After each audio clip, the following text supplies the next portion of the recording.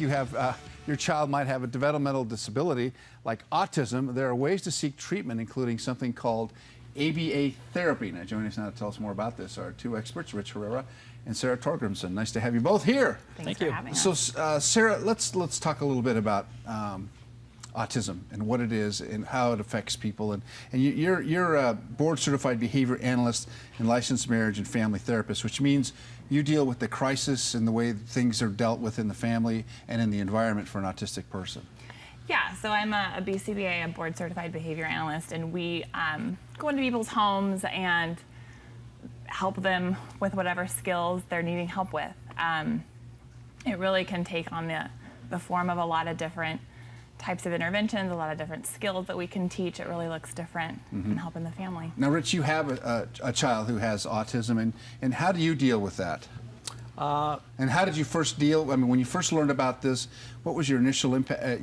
How did you react to it, and then what did you do? Well, at first, when I originally found out, I cried for a day, and then realized that we can't do that. We need to get some help. So we reached out to different companies to find ABA, what we needed to do, and we went ahead and did that. What is ABA? Applied Behavior Analyst.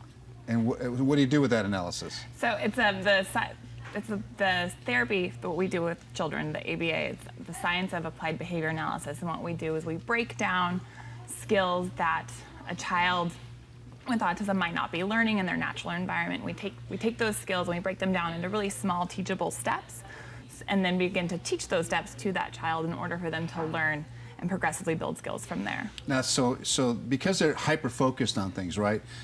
People who have autism are very, very focused. So you can take those baby steps. Rich, tell me how you do that. Well, with my child, we wanted him to be taught just as my older two are. We didn't want to give him any benefit of the doubt. We made sure that we jumped in with both feet and we just took baby steps. We disciplined him the same way as we do with the older two. But there are times where we have to just sit back and watch him and make sure that he's doing the right things. And if not, we work with him. It's very important that we work with him as parents as well as the companies. Does he understand? Absolutely. So he gets it? He gets it. All right. Now, how difficult is it for someone to understand what's going on in that situation? A child? It really depends on their skill level. So one of the things that we would work on for a kiddo who's a little bit more impacted is helping them understand some specific commands or something that a parent might want them to do kind of on a regular basis. And then we would also work with them on how they can communicate their wants and needs with their parents or their family to make sure that their needs are being met. So often we just say no. And no doesn't mean anything. That necessarily means no to them, right? Right. Tell me about that, Rich. I've seen you interact with your child, and it's always a challenge, and it's more of a challenge for you than it is for him because he gets it.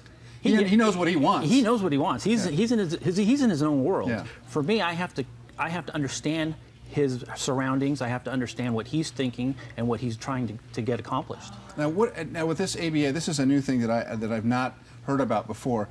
Now, are you trying to spread the word about this therapy? Yeah, it's been around. Our company's been around since 1988, and with the increase in autism, we just want to make sure that all of the families are getting their needs met. All the kids are being treated. Now, how do you access ABA? So the first thing that a parent would want to do is if they're noticing some symptoms or some concerns in their infant or toddler, they'd want to reach out to their pediatrician. Some of those concerns might be no big smiles by 6 months of age, no babbling, waving or pointing by 12 months, no words by 16 months, and then not putting two words together by 24 months. And if they're noticing any of those, then they're going to want to reach out to their pediatrician. And their pediatrician might make a diagnosis and then refer for ABA, or they might reach out to a specialist for some more support about a diagnosis. They can also just ask their pediatrician about ABA services. What kind of questions did you ask? Is it curable? You know, because being uneducated about it, at that time, I was in the loss. So we looked it up. We went through the Google and just looked up what ABA was, what autism was, and that's the best way to do it. And you know, they can reach out to somebody, their pediatrician, like she said, or somebody that's educated about it to understand what it is. What's your hope as a parent to be able to get through this? That he can live an everyday life as normal, and that he, for me personally, I want to see him live on his own. And what is the goal of the applied therapy? Is it to be able to have young children grow up and be able to function? Yeah, function within society, reach their fullest potential depending on what their kind of starting skills are.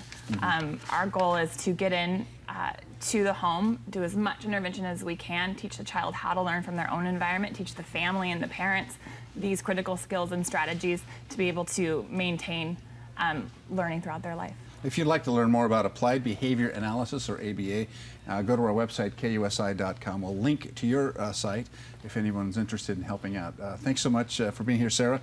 And Rich, good to see you. Thanks so much for being Thank you here. for We having wish you us. the very best Thank as you. you continue forward.